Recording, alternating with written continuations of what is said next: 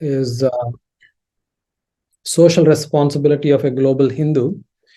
So I usually like to kind of look at the definition of the title and what are the two components here, or three components we need to kind of establish. One is global, or second is a global Hindu, and then what is social responsibility. So I think we don't need to repeat who a Hindu is, but I think it's important to figure out who a global Hindu is. Now that this world is literally it's a global village, we can actually move in any direction of the globe, and we may in fact keep moving around a few times in our lifespan, and that's the way jobs are as well. So I'll start with a question here. Hindus across the globe, can you name some countries where Hindus have been living for a few generations at least? What will be those countries? It's not a trick question, by the way, but it is a definite question to understand our appreciation of the spread of Hindu as such. Is that Tibet, sir? Sorry? Tibet? I didn't get you, sorry. Tibet. T-I-B-E-T. Tibet. Yeah. Okay, well, all right. Any other countries that you all can come with? So, of course, India is one. There's no doubt about it. What are the countries do we have?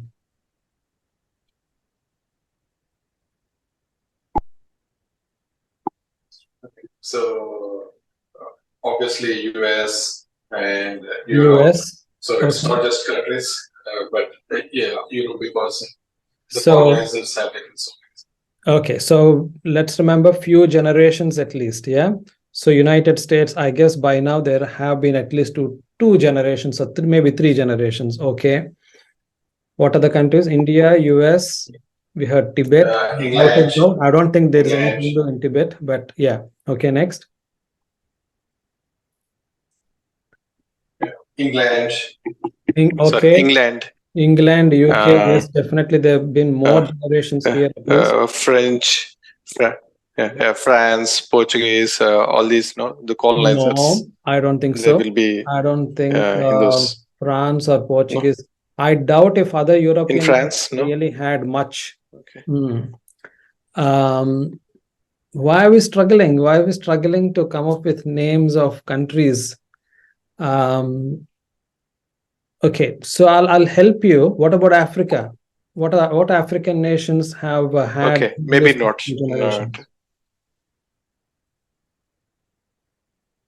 What African nations? Of course, starts with South Africa, right? Yes, South Africa has definitely had several generations of Hindus. What are the countries in Africa? Couple more, mainly South Africa, but Kenya is the next most important one. South Africa, Kenya, Zimbabwe to some extent, and Uganda, but not anymore, but definitely Kenya and South Africa. Then Asian countries. What are the Asian countries where the Hindus have been living for at least a few generations? Oh, this is Cambodia. What about Bangladesh and Pakistan? See how easily we forget, and that's absolutely not good for the whole cause of Hindu as a brotherhood aspect. We are just forgetting where Hindus exist or have existed for several centuries or several generations. Let's forget centuries, at least a few generations. And Singapore, Malaysia, there have been a lot of Tamil and Telugu migrants who have gone to these nations a long time ago. Then not so far away from the United States of America, not at all far away. They have been Hindus for more generations than they were before they entered United States of America. Which countries are we talking about?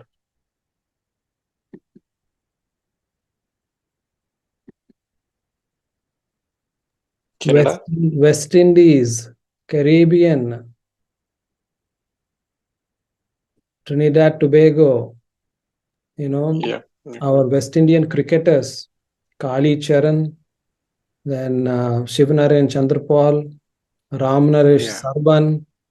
Where do they come from? Yeah. Correct. Even Australia also. They call us as cane cutters. Sunil Narayan. So, and then Mauritius. Mauritius has a significant proportion of Hindu community. Papua New Guinea. Isn't it? Therefore, there have been Hindus for a lot of generations in all these countries. Now, there is one more country which is unique. All these are actually people who have spread out of India. They have gone out of India. Yeah, Fiji, yes. But there is one country which has a Hindu population which does not ethnically trace itself from Indian migration. Which one is that?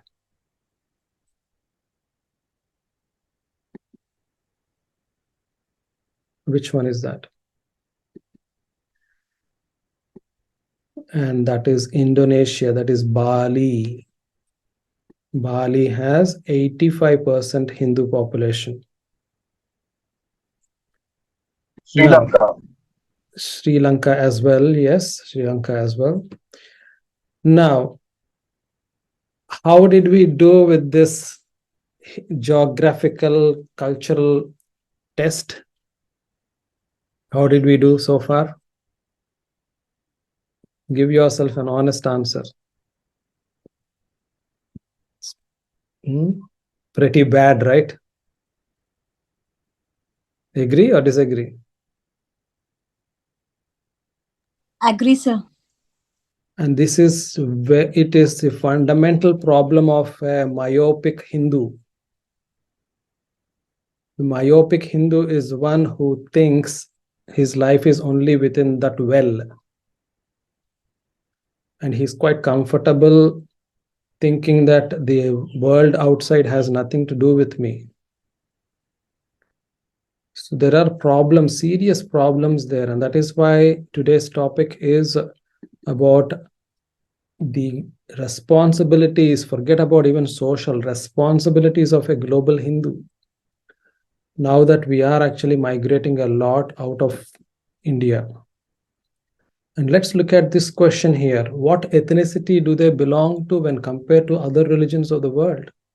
Now, if you look at other religions of the world, they will proudly be able to say that they have representation from all ethnicities.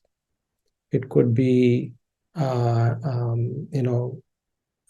blacks, it could be whites, it's Indian, it could be Chinese, it could be anybody, basically. Now, do we have a representation across the ethnic backgrounds? We don't. So why is there such a selectivity? Is that something to be proud of? Or is that something to be feeling embarrassed about? I won't even call it sad. There's something not right about it. What is the reason for this selectivity? Is this because we don't like to include people, lack of inclusivity? Is it because we don't have the will to propagate the dharma? Or is it because others reject what we represent? The answer lies somewhere here. There's no escape. Or is it selectively practiced by descendants because they are conditioned to do so? because our ancestors did it, so we are following. So the answer lies somewhere here. I wonder where it is. So question, Sridhar, is we don't have the ethnicity representation among a Hindu. Most 99.9%, 99% Hindus come from an Indian background, or let's say 95%, because we have one ethnic background. Perhaps we can say Bali represents it. But beyond that, I think it is very much, I mean, we like to blow trumpets that Americans, whites are, embracing Hinduism or Sanatana Dharma and so on. But you're basically counting a few there. People may be practicing yoga, but that's not the end of it. So when you actually want to categorize as something like Hindu, what ethnic backgrounds actually represent Hinduism? So here, I don't think we have to struggle much. It's mostly those who come from an Indian background. So my question, therefore, was selectivity. Why is there such a selectivity? And why don't we have blacks and whites as Hindus or other backgrounds? Why is it so? So my questions automatically would be, if I'm to kind of look at it from an anthropological point of view, is that because we are not inclusive enough? So this is the question, Sridhar, because you just asked me again in the chat. So what do you all think? Is there an issue here, or am I just making it up?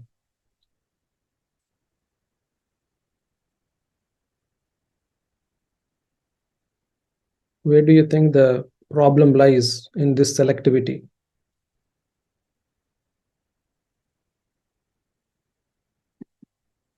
Anybody wishes to comment?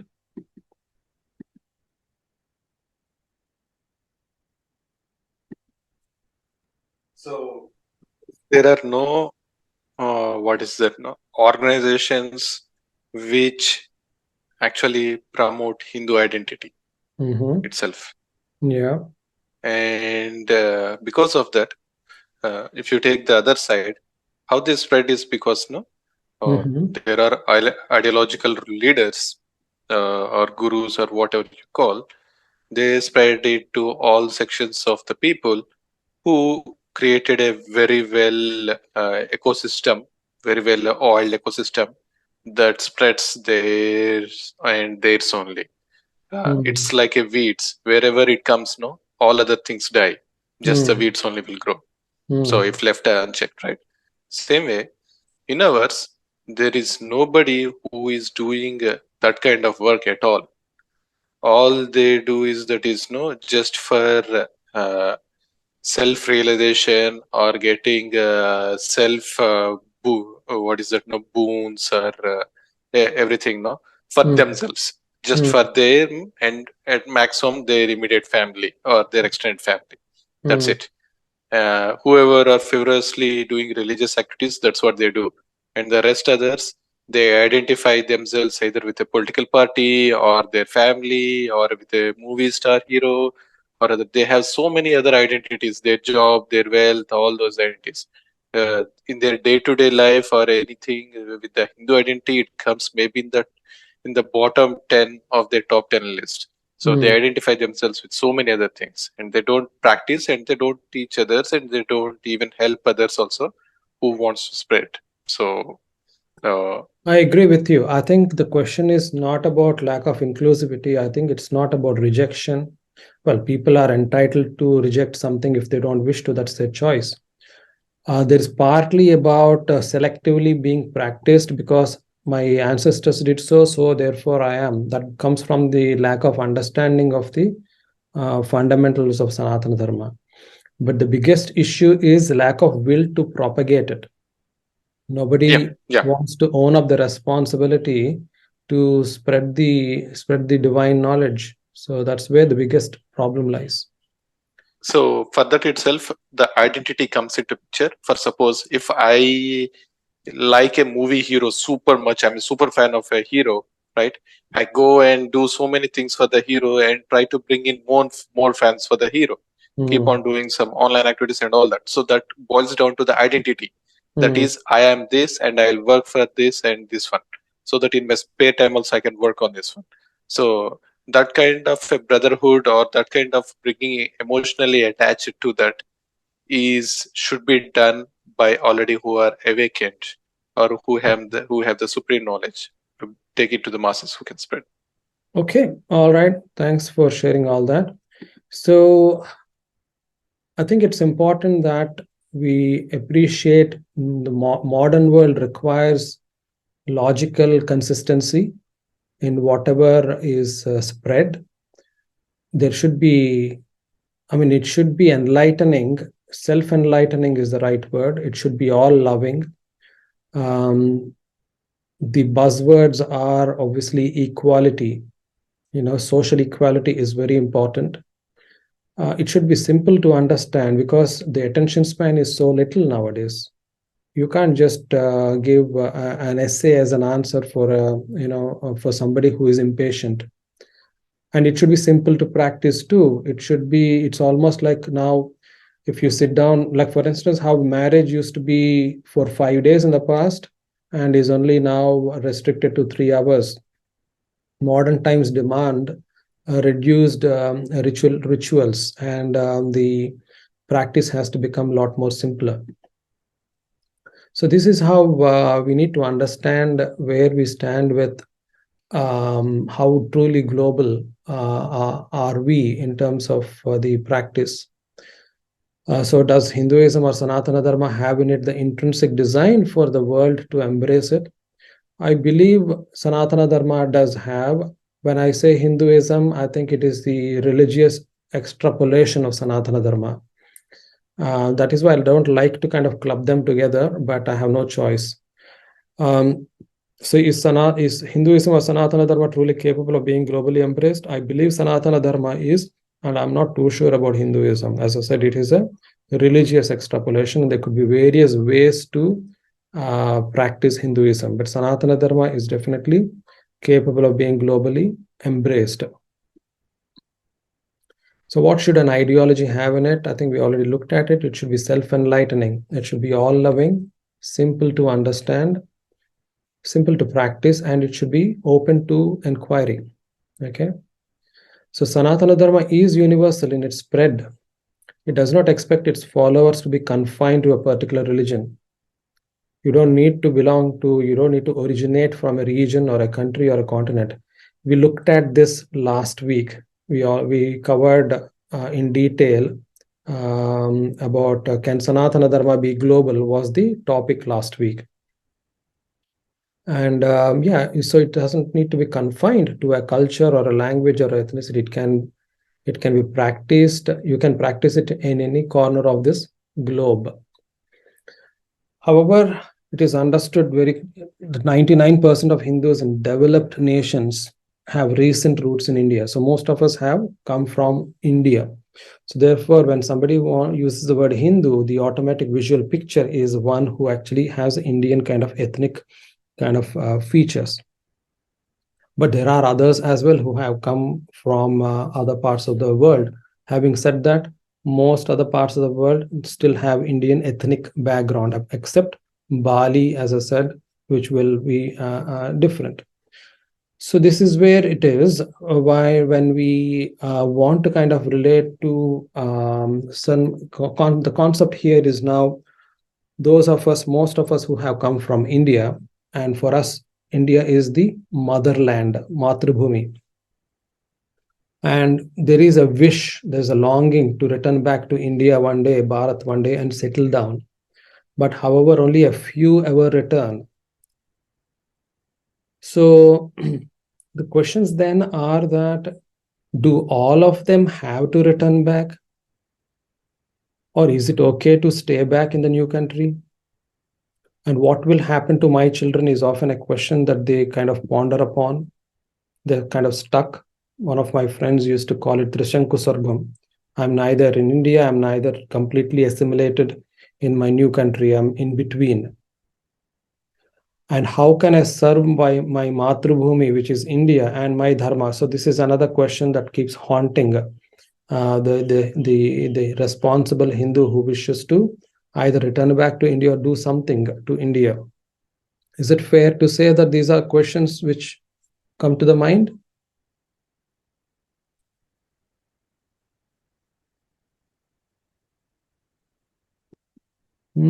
Anybody?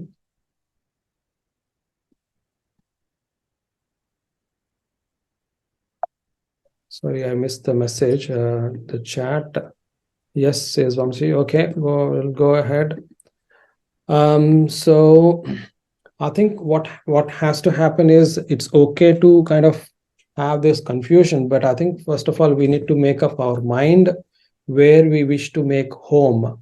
If we decide that the new country that you are living in is going to be your home, so be it. It's okay.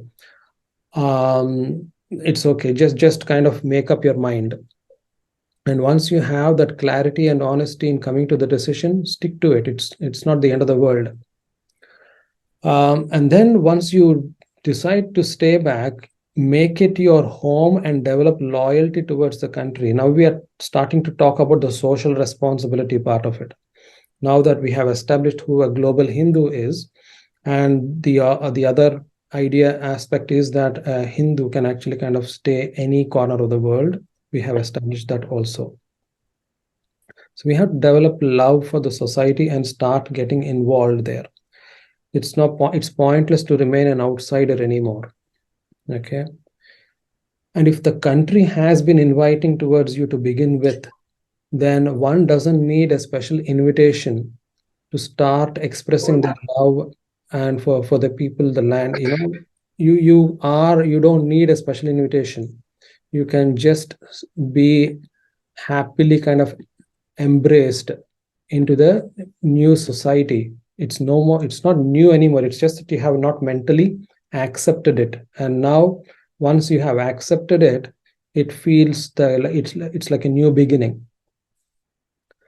See, we are not going to like everything anywhere in the world. There's nothing called as an ideal situation. We'll have to accept that there'll be certain things which we don't agree with and certain things which we don't like. And that's life. So same goes with a new country. So once, acceptance therefore comes from the right understanding. The fact that Sanatana Dharma is universal. Sanatana Dharma is universal, therefore it can be practiced from any corner of the globe. And it can be practiced by anyone across the globe. And our responsibility towards the society we live in is an inherent component of it. So you don't have to be in India to be serving Sanatana Dharma. You can actually be anywhere in the world to be serving Sanatana Dharma. And there are certain myths we need to dispel. Myth number 1, Hindus can't spread Sanatana Dharma. The fact is we can propagate as per Bhagavad Gita and Srimad Bhagavatam. Myth number 2, need to practice elaborate rituals to practice Sanatana Dharma. Not required. If you're practicing Jnana Yoga or Raja Yoga, for instance, you don't need to practice any rituals. If you're practicing Karma Yoga, perhaps you need to do homams and yajna.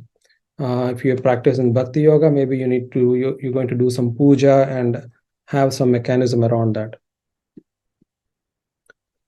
Myth number 3, people embracing Hinduism need to pick a caste, and this is basically silly stuff. It is just thrown at you to make mockery and confuse you. Sanatana Dharma deals with the Atman. It has nothing to do with the societal structure. It has the concept of Varna though. So let us not confuse with Varna and Jati here. Once you understand that you are the Atman, that is where your relation ends with spirituality. That is, keep it there. The rest is what you wish to do in the society as per the local societal norms. Now in India, for instance, they have been extrapolated from Sanatana Dharma. For instance, the Jati system is extrapolated from Sanatana Dharma, but it's not mandatory. So that argument is unnecessary and is unwanted. You don't need to enter into it.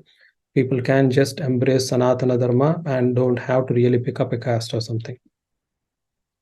Myth number 4, you are a traitor to your land and dharma for having left India.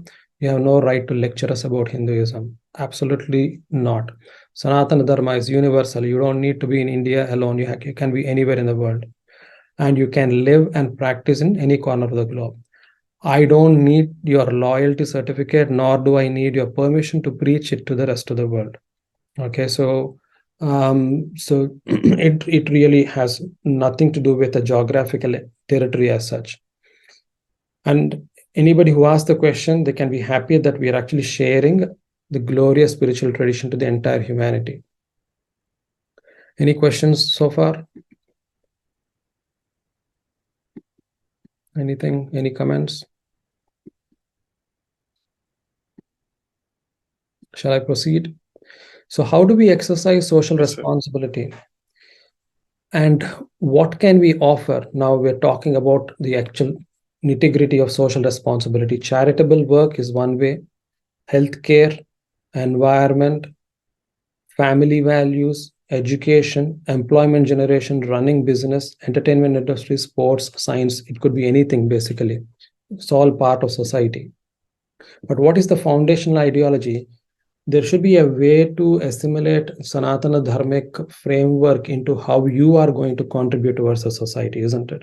So what is that Sanatana Dharmic ideological framework that you are going to work with it? So it has to be, now we want to look at how Sanatana Dharma will be applicable in social responsibility. And what are those principles that we are going to utilize in explaining social responsibility of a global Hindu? One is Grihastha Dharma. Grihastha Dharma teaches two things, or three things. One is how do you kind of evolve materialistically as well as simultaneously being spiritually inclined. So how do you balance the material world along with the spiritual world for your own self-development?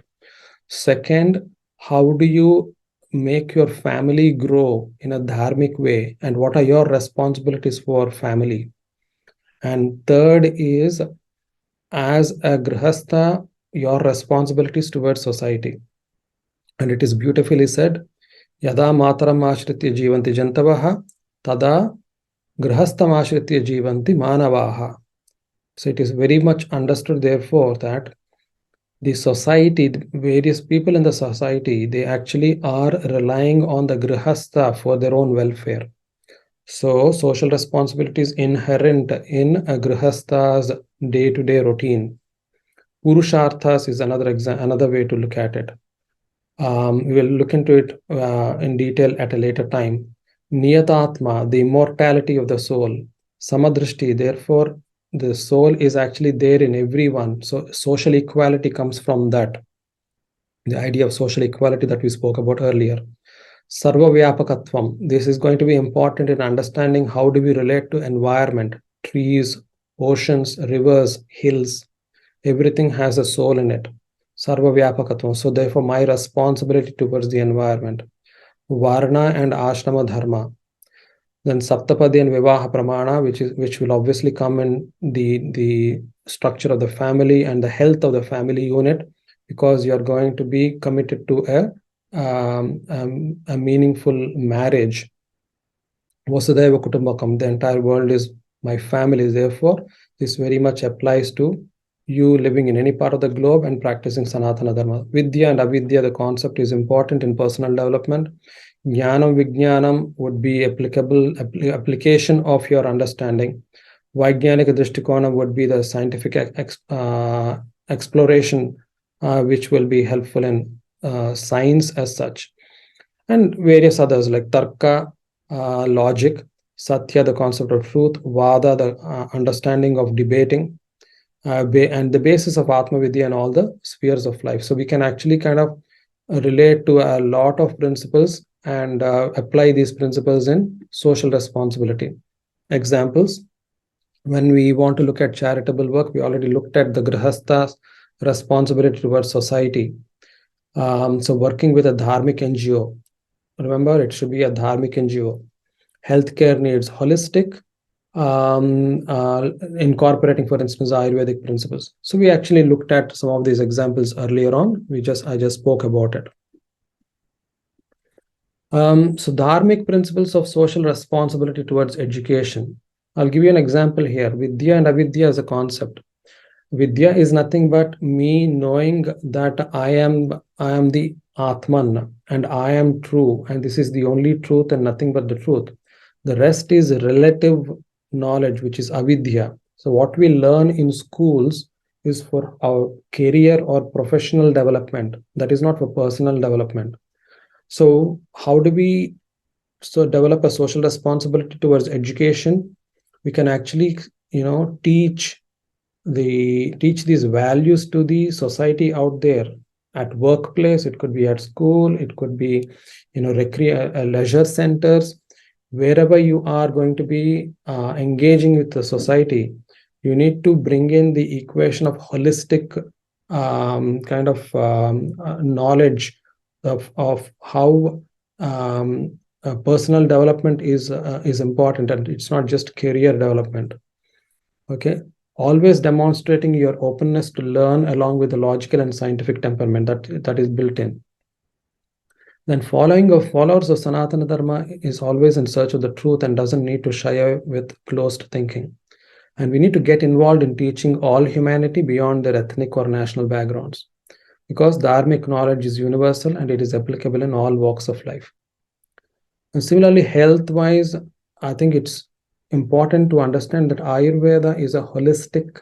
I practice allopathy, for instance, but it's not holistic in the nature that it doesn't incorporate spirituality into it. Ayurveda actually takes it into account that Atman is the core essence, and the vehicle, the body, is obviously in need of taking care of it, but ultimately it is the soul which is important. So there is a holistic concept there. And so understanding that I'm the Atman and immortal, then body is just a vehicle. But my responsibility is also to take good care of the vehicle. We need to feed the right information to our senses and mind and sharpen our buddhi, obviously. Okay, so then the dharmic principles of social responsibility towards family, we already spoke about it. Building a strong dharmic family, having a large family. It's an interesting thing because, for instance, why does a Hindu family, why does a Hindu couple need to only restrict themselves to one or two kids? Let's say, for instance, those living in United States and so on. It doesn't have to be the case. Having a fully developed family with quite a few number of kids, if you can afford it, why not? It actually makes a better kind of a family unit for dharmic living. In fact, I'm very happy to say this, that today I have seen one family, needless to say, it was a Muslim family, who actually have 4 young kids, and they were happily walking, holding one to the other, and they're growing together. So it's good to see that kind of a family unit who value that the strength of the family actually is in not kind of restricting yourself. So there are certain barriers that we need to kind of break. Of course, in India, we have the population kind of limits, and it can't really kind of go beyond the brink, but it doesn't stop those living abroad to have a better family unit or a bigger family structure to help themselves. Purusharthas are important. Whatever you do, you need to follow dharmic values without fail, because moksha is the goal, and dharma, artha, and kama are in alignment with moksha. So you are going to again engage with the society. For instance, you are building a business. It should be a dharmic business, but aligned with your dharmic values. You are actually taking up work or according to your tastes and according to your liking. It should still be in keeping with the dharmic values. So this is how you can engage with the society. And that is the dharmic responsibility, dharmic social responsibility. And as I said earlier, the Grahastha has a responsibility for society, and therefore we need to help the native country that we are living in develop a cohesive dharmic society. We can be charitable with time and money. It doesn't have to be only one, it can be both. But if it is only, if money is not possible, at least time. Your Grihastha Dharma expects you to be available for societal needs and to be charitable. Reach out to the neighbors and friends and be an example of practitioner of dharmic principles for all to learn by observing you. Our forefathers were charitable and took great care of the society. For instance, our houses had veranda for visitors, even strangers, to rest. They were involved in temple activities. So we need to be involved again in your local temple activities would be a great idea. In olden days, temple was a center of education, spirituality, culture, and societal needs. So wherever we are in the world, we need to kind of incorporate this kind of a structure into our daily routine. Again, needless to say, our devotion towards the environment. We can worship the environment and its deities, especially among the native cultures. For instance, those living in the American kind of continents. You have the Native American kind of wisdom, you have Native American cultures. They are very much nature driven, and they also kind of live with their deities. We can respect them, we can collaborate, we can actually kind of understand them, and it is Sanatana Dharma. Actually, Sanatana Dharma isn't just something which is practiced as per Indian kind of cultural kind of sensitivities. It can be coming from other kind of viewpoints too. So cosmic truth of universally pervasive consciousness, that we are the whole and part of it at the same time. That is what makes us live in the nature, not exploiting the nature. Okay, so these are certain things which we need to understand. And Sanatana Dharma is for everyone, and it's not necessarily restricted to only one region or a culture for that matter. Okay, I think these slides are repetitive, so I'm just going to leave it there. See, always we need to remember that Sanatana Dharma is multidimensional, and therefore societal responsibility is inherently built in its framework. And it is a framework to understand your relation and responsibility towards yourself and family, yourself and society, yourself and the environment. Okay, I'll leave it here. I think it was a quick run through of the slides, I understand. Let's just see if people have any questions or any comments to make, and so we can have a chat.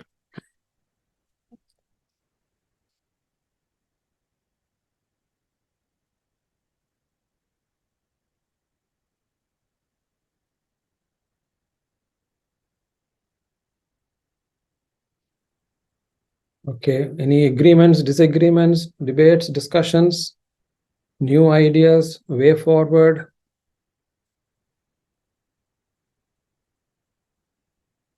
Relevant, irrelevant?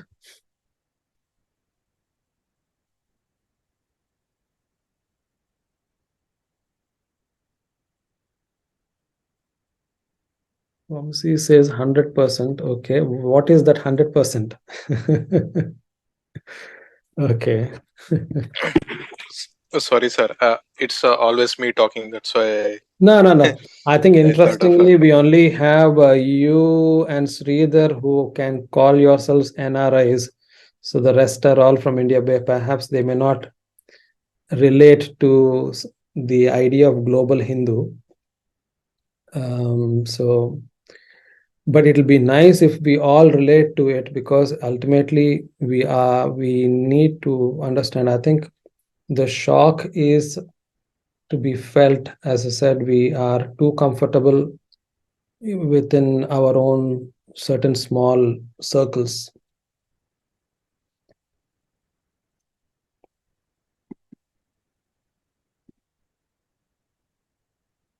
Okay, Santosh గారు మీరు ఎక్కడ ఉంటారండి?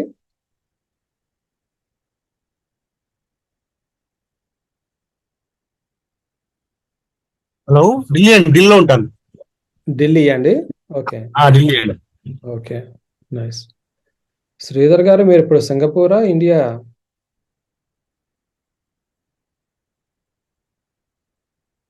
Okay,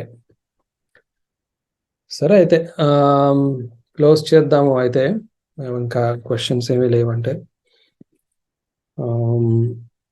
ప్రతి వారం ఏదో ఒక టాపిక్తో నేను ముందరకు వస్తూ ఉంటాను. చాలానే టాపిక్స్ ఉన్నాయి యాక్చువల్గాను మాట్లాడడానికి. సో వీలైతే ఇంకెవరైనా స్పీకర్స్ ఉన్నారు అన్నా కూడా తెలియపరచండి నాకు, తప్పకుండా వాళ్ళని కూడా ఆహ్వానిద్దాం.